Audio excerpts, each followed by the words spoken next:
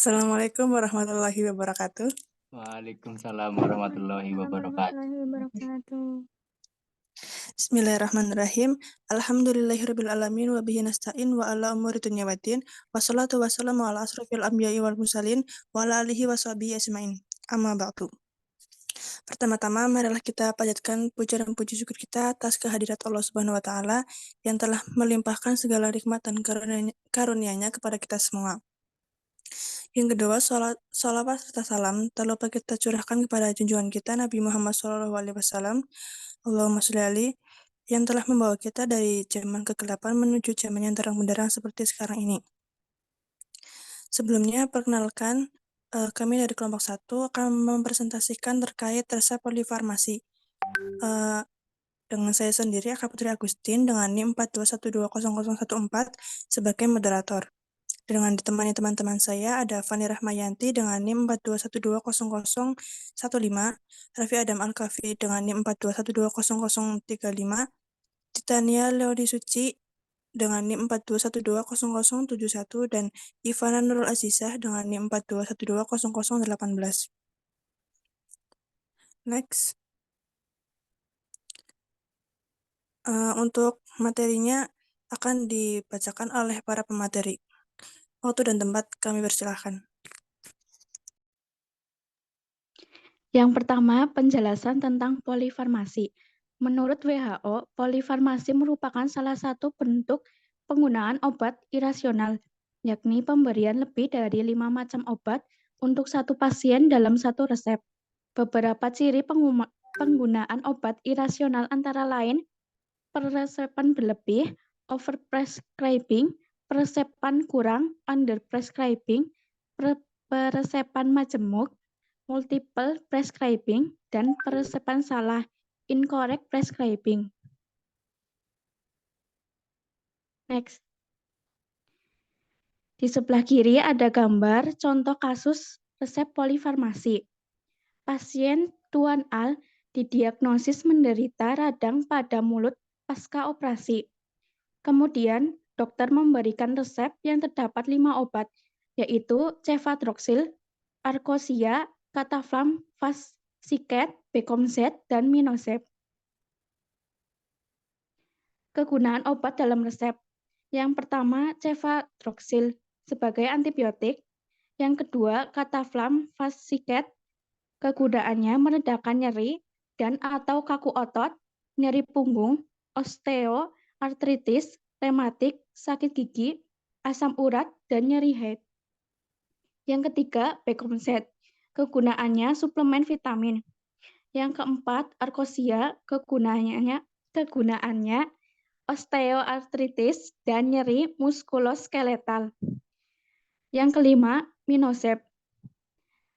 Kegunaannya mencegah gingivitis sariawan, bau mulut, menghambat pembentukan plak, memelihara kesehatan mulut. Selanjutnya akan dijelaskan oleh pemateri kedua. Ya, untuk selanjutnya ada interaksi obat.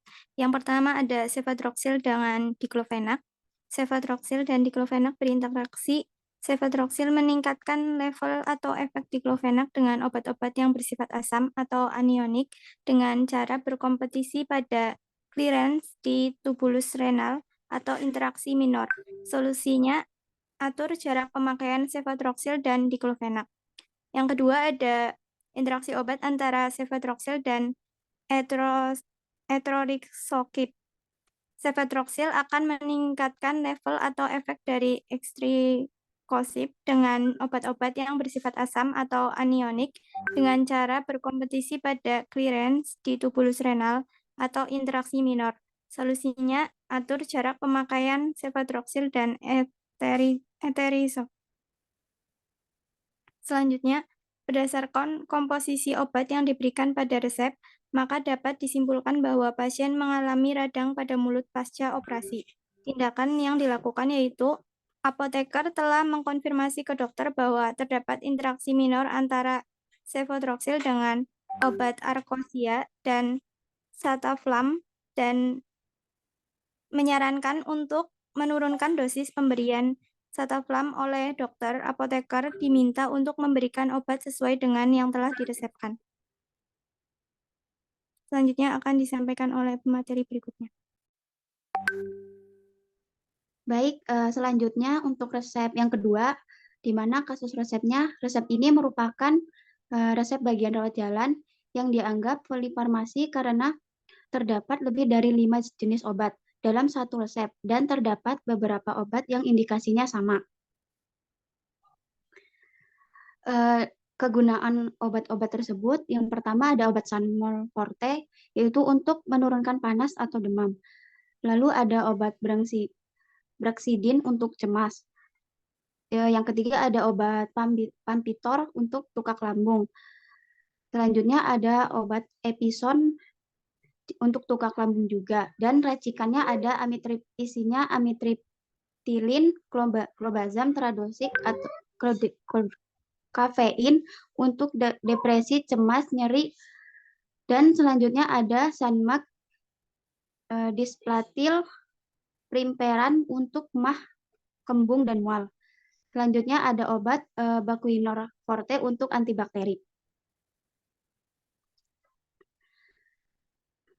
Interaksi obat-obat tersebut di mana tramadol dan amitriptilin dapat meningkatkan kadar serotonin, mana hormon serotonin merupakan zat dalam tubuh yang mengatur aktivitas sel-sel dan organ-organ tertentu. Lalu tramadol dan kodein interaksinya menimbulkan ketergantungan.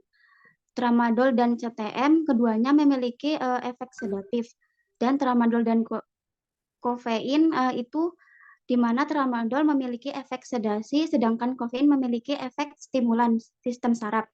Penggunaan obat ini secara bersamaan harus diperhatikan.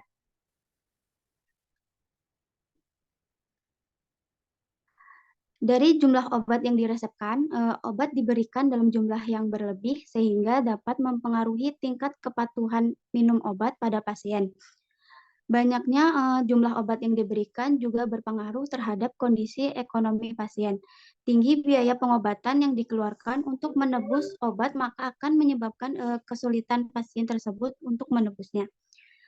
Berdasarkan hasil informasi dari apotek, resep ini merupakan resep khusus untuk pasien yang menerima BPJS, sehingga pasien dapat menebus resep tanpa harus membayarnya.